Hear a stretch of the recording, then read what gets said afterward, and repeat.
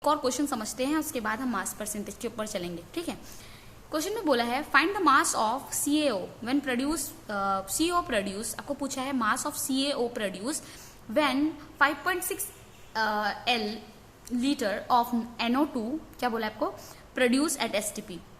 आपको मास बोलना है CaO का, कितना मास CO प्रोड्यूस हो रहा है जब 56 लीटर ऑफ नाइट्रोजन डाइऑक्साइड आपकी प्रोड्यूस हो रही है एट STP पे, और आपको ये रिएक्शन दे रखी होगी CaNO3 whole twice that is calcium nitrate. Okay, when it get heated then what happen, CaO calcium oxide plus nitrogen dioxide and आपका ऑक्सीजन निकलता है।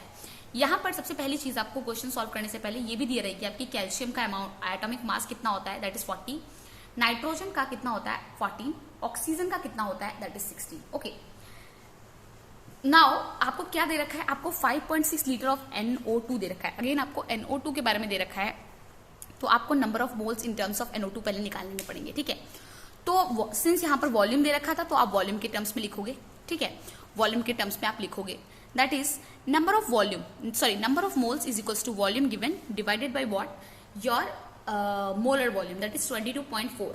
आपका गिवन वॉल्यूम था क्वेश्चन में that is what 5.6 on here what is it, आप given volume 5.6, molar volume 22.4 and then आपका answer आ रहा है 1/4 दैट इज 0.25 मोल्स आ गया है। ठीक है, इसका मतलब क्या हुआ, इसका मतलब ये हुआ जब 2 मोल ऑफ कैल्शियम नाइट्रेट आपका कंबाइन कर रहा है, जब हीट हो रहा है 2 मोल दे रहा है 2 mole of calcium oxide and 4 mole of nitric oxide. ठीक है, इसका मतलब ये कि 4 मोल आपका नाइट्रेट, जो नाइट्रिक ऑक्साइड नहीं, आपका नाइट्रोजन डाइऑक्साइड है जो आपका ये है NO2, ये आपका 4 मोल्स 2 मोल के साथ रिएक्ट कर रहा है, 2 मोल कैल्शियम ऑक्साइड के साथ रिएक्ट कर रहा है। राइट, मतलब आपको क्या पूछा है क्वेश्चन, आपको पूछा है find the mass of CaO।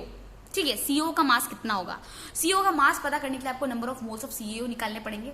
तो क्या करोगे आप, 4 mole of NO2 gives what 2 mole of CaO। तो हम यहाँ पे ये लिखेंगे 4 मोल ऑफ NO2 किसके साथ कंबाइन कर रहा था, 2 मोल ऑफ CaO के साथ कंबाइन कर रहा था। तो 1 मोल ऑफ Na2 किसके साथ कंबाइन करेगा, 1/4 होना चाहिए यहाँ पर। ठीक है, 1/4 होना चाहिए, किसके साथ कंबाइन करेगा, 1 mole of this will be what 1/4, right, because यहाँ पर क्या आपका दे रखा है 1 मोल ऑफ यहाँ पे ये 2 ही होगा, I am really sorry, 4 mole of NO2 आपका 2 मोल के साथ कंबाइन कर रहा है।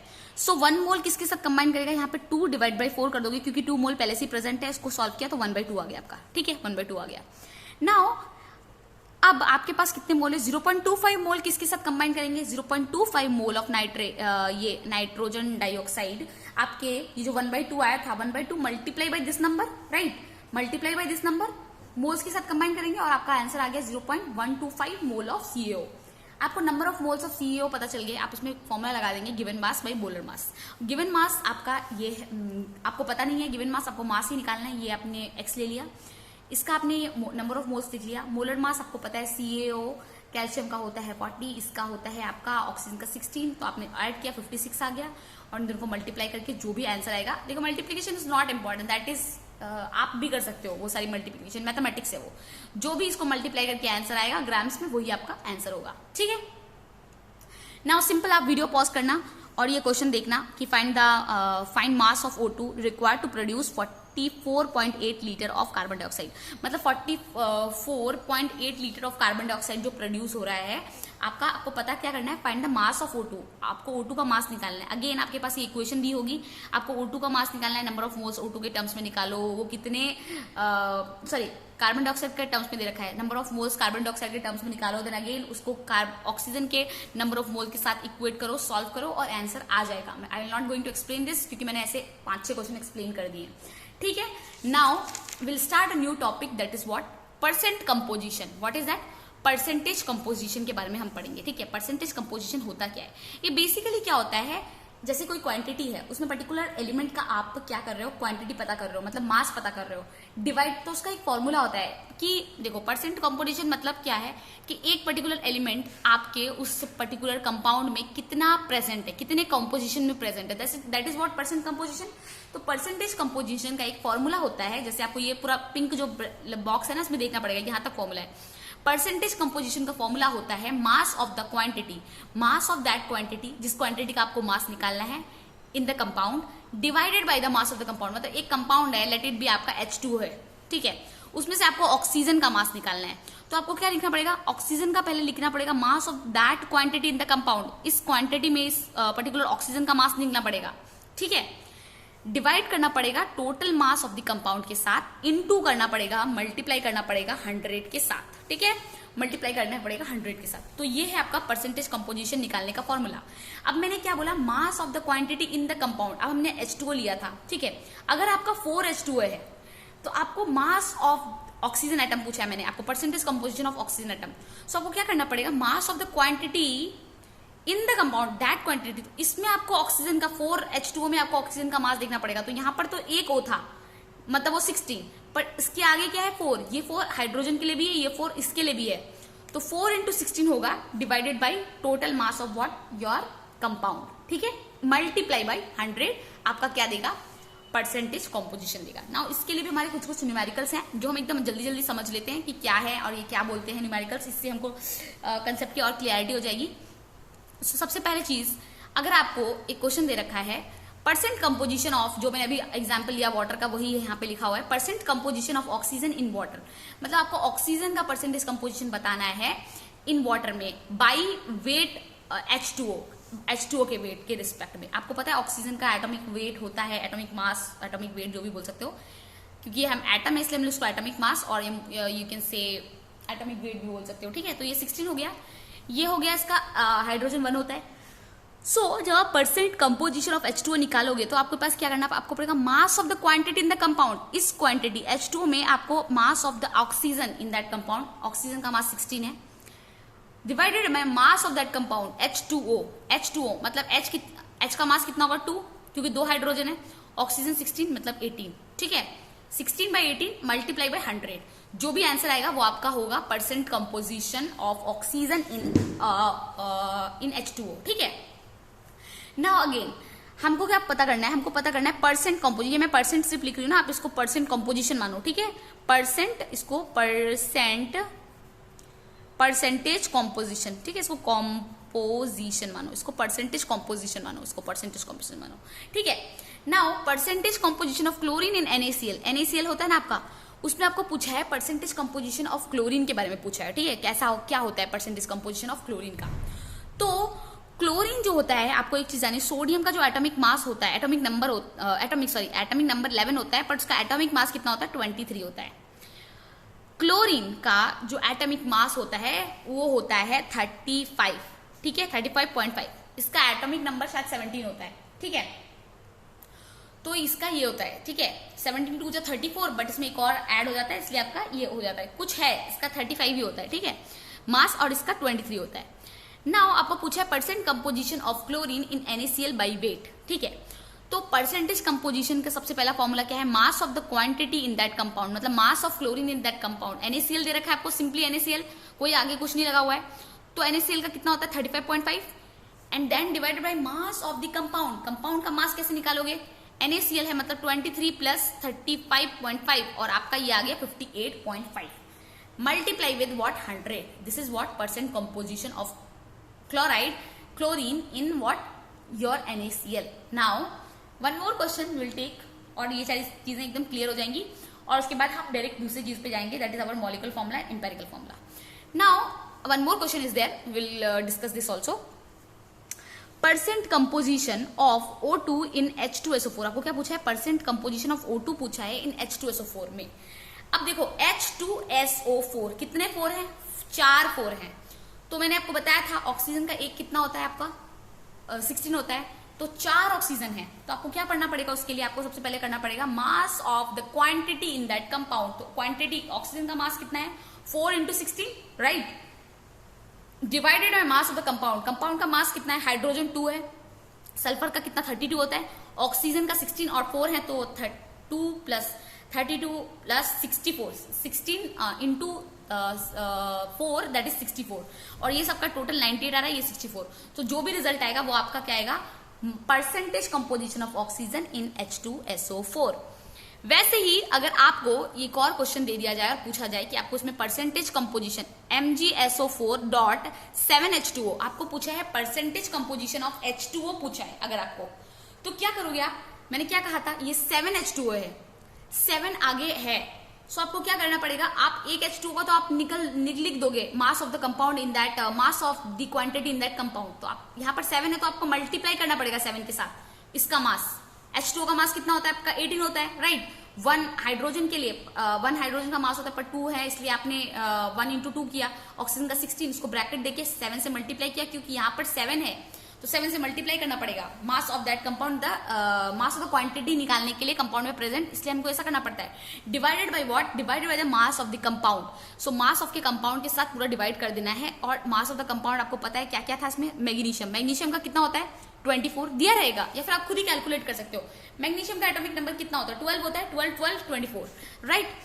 सल्फर का 32 होता है, ऑक्सीजन का 16 होता है, और इंटू 4 इसलिए किया है क्योंकि H2SO4 है। नाउ दिस अगेन 7H2O, ये आपका यहाँ पे रहा, इंटू आपको मल्टीप्लाई कर देना 100 के साथ, और ये रहा आपका परसेंटेज कंपोजिशन। आई थिंक आपको परसेंटेज कंपोजिशन अच्छे से समझ में आएगा कि परसेंटेज कंपोजिशन होता क्या है, ठीक है। Now we'll understand molecular formula and empirical formula. So whenever I'm saying molecular formula and empirical formula, so don't get confused with the words. Molecular formula basically क्या होता है, number of atom joined to each other. मतलब अगर जैसे for example आपका atoms है, oxygen, carbon, ये सारे एटम्स है, और जैसे for example carbon and hydrogen ही है, और आपके कितने हाइड्रोजन और कार्बन ज्वाइंट हैं, आपने लिख दिया C2H6 मीन्स 2 कार्बन और 6 हाइड्रोजन है, और ये आपका क्या हो गया, ये हो गया आपका मॉलिक्यूलर फॉर्मूला। इससे क्या पता चलता है कि number of atoms joint together to each other, कितने नंबर ऑफ एटम आपस में ज्वाइंट हैं, टुगेदर हैं, ठीक है, उससे हमें ये पता चलता है। इसका हम अगर ऑर्गेनिक स्ट्रक्चर देखें तो क्या होता है, कार्बन कार्बन, ये हाइड्रोजन, यहाँ पर एक हाइड्रोजन, यहाँ पर एक हाइड्रोजन, यहाँ पे एक हाइड्रोजन, यहाँ पे हाइड्रोजन, यहाँ पे एक hydrogen, right. So the number of atoms joined together to each other, that is what molecular formula, ठीक है, क्या होता है वो molecular formula होता है। Now we have the empirical formula also, ठीक है। empirical formula क्या होता है, the simplest ratio of atom जो होते हैं, जैसे आपका molecular formula में present होता है ना कोई कंपाउंड, उसी कंपाउंड को आप अगर सिंपलेस्ट रेशियो में लिखते हो वो होता है आपका व्हाट, वो होता है आपका इंपेरिकल फॉर्मूला। फॉर एग्जाम्पल आपने लिखा C2H6, इसको सिंपलेस्ट रेशियो में क्या लिख सकते हैं, 2 से डिविजिबल है तो इसको लिख सकते हैं C1, 3 टाइम्स 6 तो you will write 3, so C1H3 that is what, this is empirical formula, this is molecular formula. Example for glucose also, अगर हम लोग ग्लूकोज का लिख रहे हैं C6H12O, ये अगेन 6 का डिविजिबल है, तो क्या होगा, अगर C1H2O1 लिखा तो ये आपका इंपेरिकल फॉर्मूला है। सो बेसिकली इंपेरिकल फॉर्मूला क्या है, सिंपलेस्ट रेशियो ऑफ एटम। ये कितने सिंपल, देखो ये वैसे 2 से भी डिविजिबल था, 2 3 टाइम्स 6, 2 6 आ गया, देन या 2 3, like that we can divide, but it is actually divisible by 6, तो simplest ratio is what, empirical formula होता है, ठीक है। नाउ ब्यूटेन C4H10, ये 2 से भी डिवाइड हो सकता है, बट हमको सिंपलेस्ट रेशियो चाहिए तो हम किससे डिवाइड करेंगे, ये 2 से डिवाइड हो रहा है, राइट। सो 2 टाइम्स 4 2 5, तो ये आपका हो गया, ओके, इसका सिंपलेस्ट रेशियो हो गया। Now if we take the example of ethane, okay, ethane का जो हमने एग्जांपल लिया था, ये फर्स्ट वाला, इसको हम इथेन बोलते हैं, आपने पढ़ा होगा क्लास 10th में या 9th में पढ़ा होगा, ठीक है। इसको हम क्या बोलते हैं, इसको हम बोलते हैं इथेन।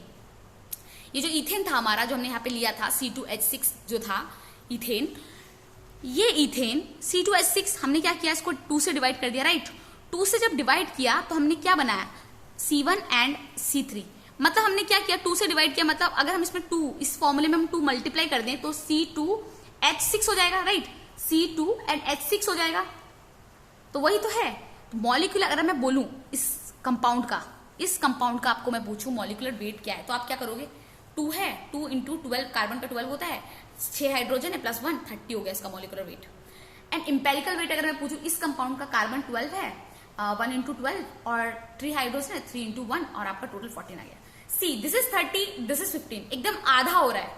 सो आप ये चीज बोल सकते हो कि मॉलिक्यूलर वेट जो होता है आपका is equals to n into empirical weight. What is n? n can be any number जो उसको आधा डिवाइड कर रहा हो, राइट? n कोई भी नंबर हो सकता है जो उसको आधा डिवाइड कर रहा हो. सेम मॉलिक्यूलर वेट के लिए भी ये फॉर्मूला है. Molecular weight is equal to n into empirical weight. Similarly यही मॉलिक्यूलर फॉर्मूला निकालने के लिए भी ये है. Molecular formula is equal to n into empirical formula.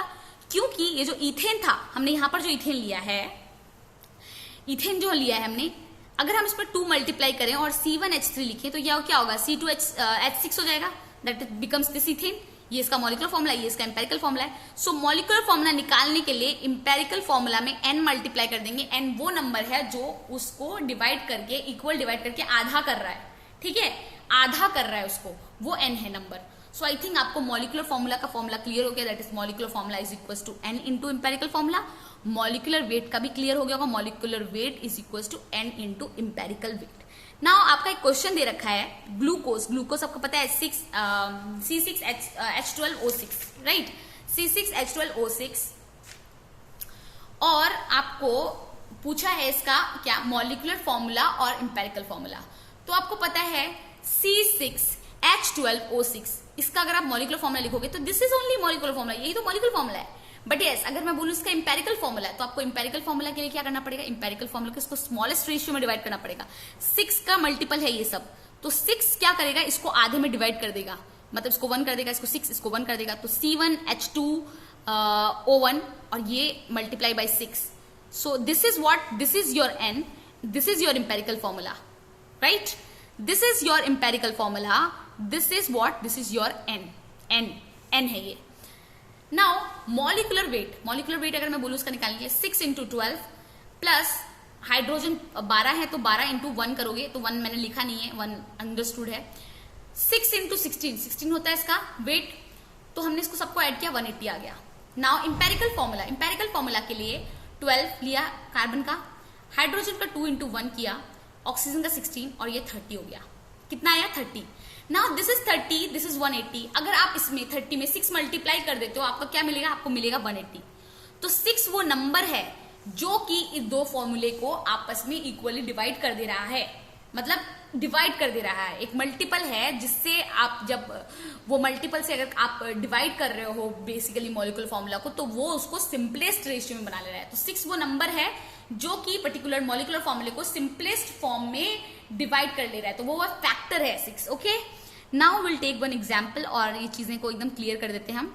ठीक है, अ कंपाउंड हैज मॉलिक्यूलर वेट 90. एक कंपाउंड है जिसका मॉलिक्यूलर वेट हमारा कितना है? 90 दे रखा है.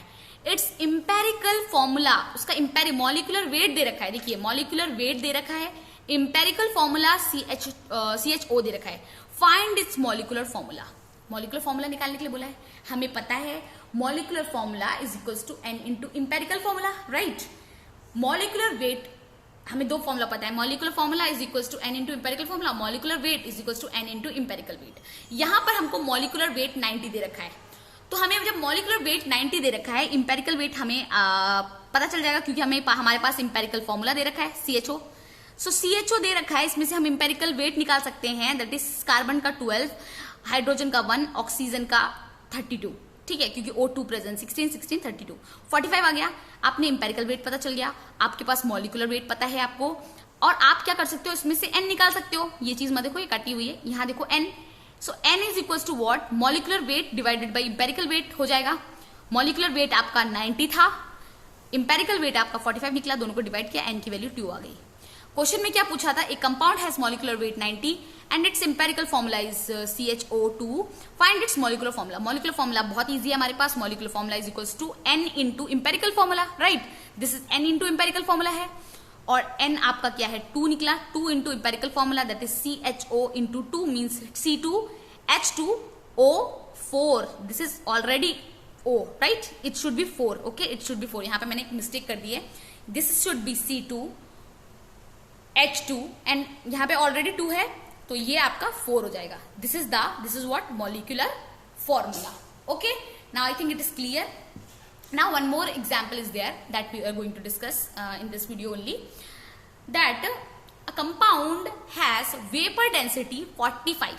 क्या बोला है? कंपाउंड की वेपर डेंसिटी 45 है and empirical formula empirical formula कितना है CHO2, सेम इंपेरिकल फॉर्मूला पहले वाले question. Find molecular formula, molecular formula बोल रखा है।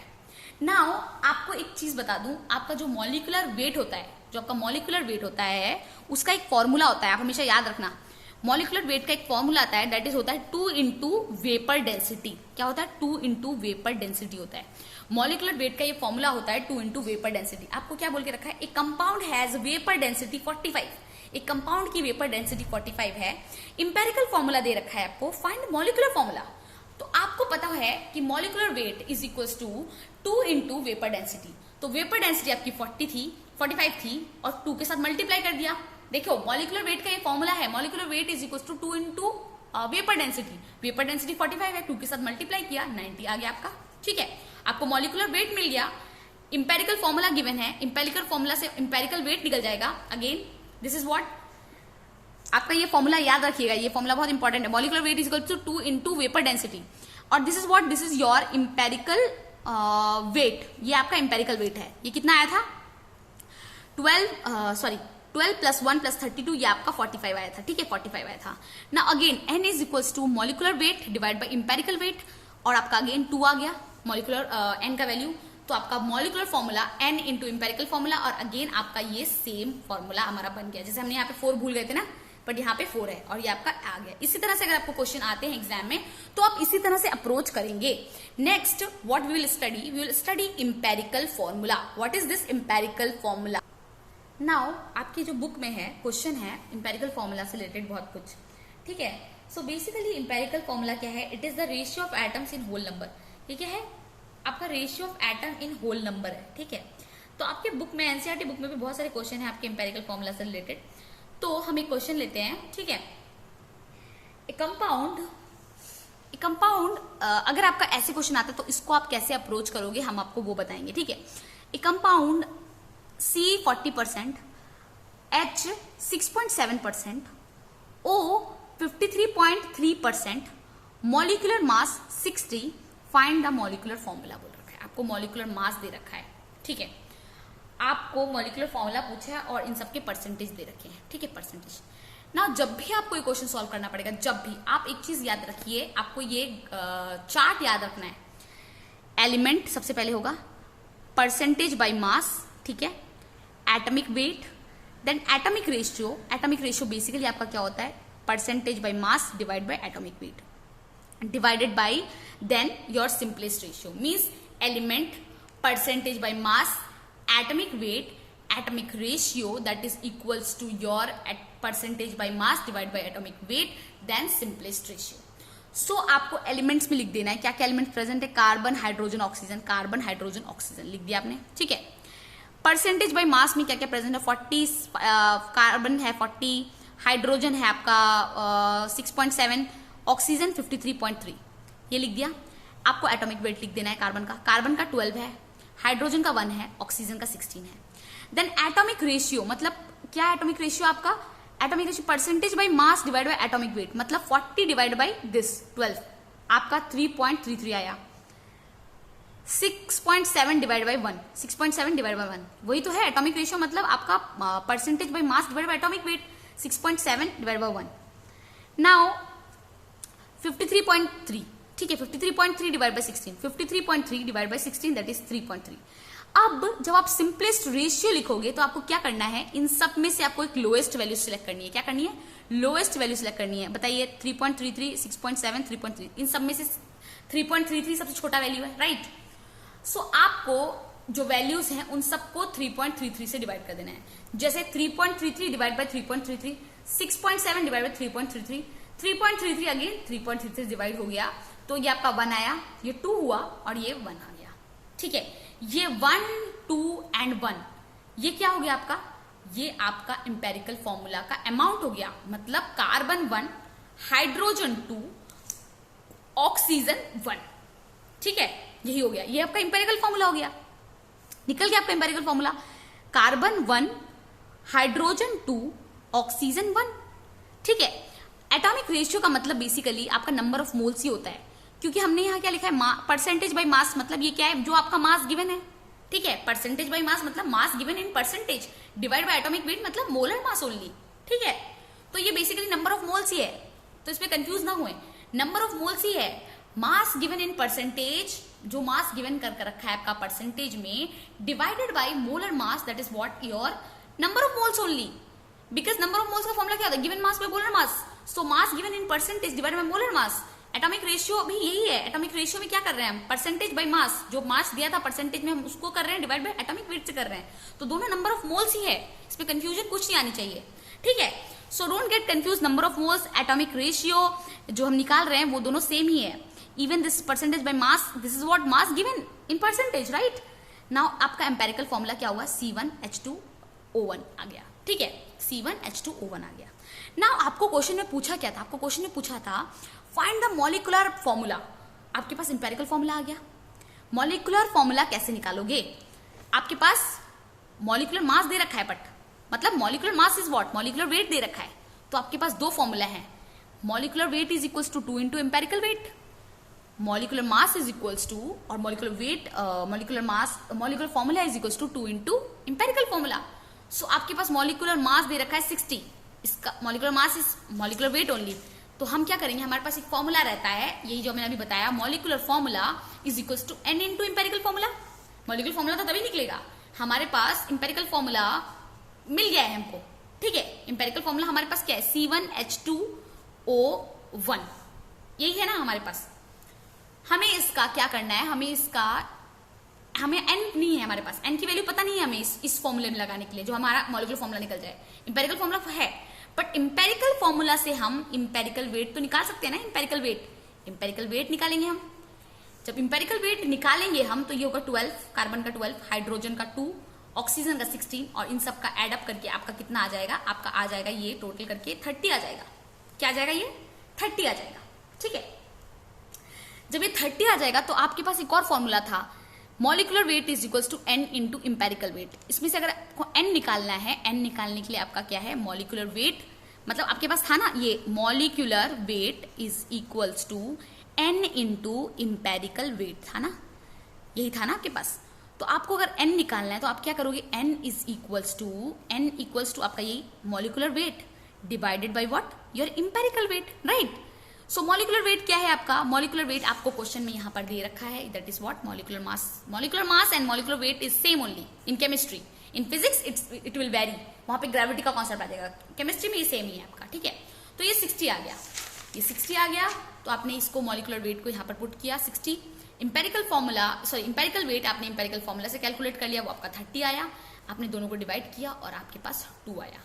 नाउ हमारे पास 2 आ चुका है, मतलब हमारे पास n की वैल्यू 2 आ चुकी है, n की वैल्यू हमारी 2 हो गई है, right. Now what we have to do, we have to put this molecular formula is equals to n into 2, n into आपका एम्पेरिकल फॉर्मूला ये है, इसको 2 से मल्टीप्लाई किया, ये C2H4O2 ये आ गया आपका, ठीक है, ये आपका आ गया मॉलिक्यूलर फॉर्मूला, और आपको क्वेश्चन में मॉलिक्यूलर फॉर्मूला ही निकालने बोला है। तो क्वेश्चन में ऐसे ही ट्विस्ट एंड टर्न्स आते रहेंगे और आपको अच्छे से सॉल्व करना है विदाउट कोई नर्वस होके। सो एक और क्वेश्चन है जिसको मैं बस एक्सप्लेन करूंगी, I want you people to do it, कैसे आपको करना है आपको खुद समझना पड़ेगा, कैसे अप्रोच करना है, कैसे सॉल्व करना है। सो क्वेश्चन में दे रखा है, सी का परसेंटेज देख रहा है, मास परसेंटेज दे रखा है 26.59%, hydrogen 2.22%, oxygen 71.19%, vapour density, again this concept came, vapour density, हमने क्या बोला था, molecular weight is equals to 2 into what, देखिए हमने ये बताया था ना, molecular weight is equals to 2 into vapour density. Again आपको क्या दे रखा है, आपको दे रखा है वेपर डेंसिटी, मतलब आपको क्या दे रखा है, आपको दे रखा है मॉलिक्यूलर वेट, ठीक है, मॉलिक्यूलर वेट आपको दे रखा है, एंड मॉलिक्यूलर वेट हमको ये पता है, molecular weight is equals to 2 into density, और आपका ये वेपर डेंसिटी 40 है, तो 2 इंटू वेपर डेंसिटी 40, 90 आ गया मॉलिक्यूलर वेट आपका। फाइंड द मॉलिक्यूलर मास, आपको पूछा है मॉलिक्यूलर मास। अगेन आपको ये चार्ट बना लेना है, एलिमेंट का, परसेंटेज बाय मास का, एटॉमिक वेट का, atomic ratio that is percentage by mass divide by atomic weight, then simplest ratio, जो भी वैल्यू लेस होगी उसको डिवाइड कर दोगे उससे, और आपका सिंपलेस्ट रेशियो निकल आएगा। सब वैल्यू पुट किया आपने, इसका मास का, कार्बन का पुट किया, हाइड्रोजन का पुट किया, क्वेश्चन से पुट किया, ठीक है, मैं कुछ अलग से नहीं करी, क्वेश्चन से पुट किया। एटॉमिक वेट आपको पता है, कार्बन का 12 होता है, हाइड्रोजन का 1 होता है, ऑक्सीजन का 16 होता है, इनको डिवाइड किया आपस में, और आपका 2.21, 2.22, 4.44, इनमें से सबसे सिंपलेस्ट रेशियो किसका है, 2.21 का, ये सबसे कम है, सो सबको 2.21 से डिवाइड कर दो। सो 2.21 ये आपका 1 आ गया, ये तो ऑब्वियसली 1 आ जाएगा। 2.22 2.21 ये अप्रोक्सीमेटली आपका 1 के पास आएगा, ठीक है, तो 1 आ गया।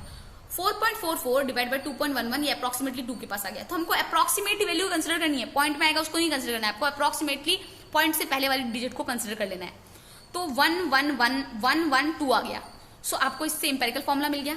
इंपेरिकल फॉर्मूला क्या है आपका, C1H1O2, C1H1O2 हो गया, राइट।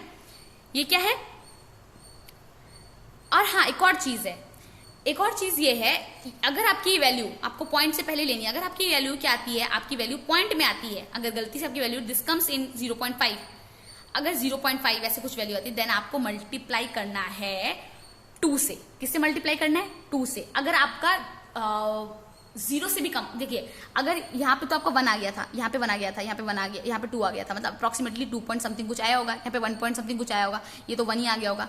तो अगर आपकी वैल्यू 0 पॉइंट समथिंग 5 ऐसी कुछ आती है, तो आपको उसको सिंपली मल्टीप्लाई कर देना है, 2 के साथ मल्टीप्लाई करना है, तब आपको उसका रेशियो निकलना है। ये आपको याद रखना है, ये की पॉइंट है। 0.5 आता है तो आपको 2 से मल्टीप्लाई कर देना है। Now molecular formula is equals to n into empirical formula. n की वैल्यू हमको पता नहीं है, हमें पर मॉलिक्यूलर वेट पता है, मॉलिक्यूलर मास पता है ना, वही मॉलिक्यूलर वेट वही है। तो n is equals to molecular weight by empirical weight. Empirical formula से इंपेरिकल वेट पता चल जाएगा, C1H1O2 आपको पता चल जाएगा, और इससे पता चलेगा आपका ये जो इंपेरिकल वेट है, कार्बन का 12 होता है, हाइड्रोजन का 1 होता है, ऑक्सीजन का 16, पर 2 ऑक्सीजन 32, और ये टोटल करोगे तो ये आपका 45 आ जाएगा। मॉलिक्यूलर वेट 90, ये 45 डिवाइड किया तो 2 आया। Molecular formula is equals to n into empirical formula, तो n की वैल्यू 2 इंटू ये आपका C2H2O4 आ गया, ये आपका इंपेरिकल फॉर्मूला आ गया। So will stop it right here. In the next class we are going to study the concentration term, जो कि बहुत इंपॉर्टेंट है, उसको बहुत अच्छे से देखना है। वंस हमारे कंसंट्रेशन टर्म्स फिनिश हो जाती है तो हमारा बहुत बेसिक बचेगा, मोस्टली ये चैप्टर का पूरा पार्ट हमारा खत्म ही हो जाएगा, कंसंट्रेशन टर्म्स अगर खत्म हो जाएगी। पर अभी भी इस चैप्टर में बहुत कुछ बाकी है, तो आप लोग वीडियोस अच्छे से देखें और अच्छे से पढ़ें। Thank you students, this is for today's class.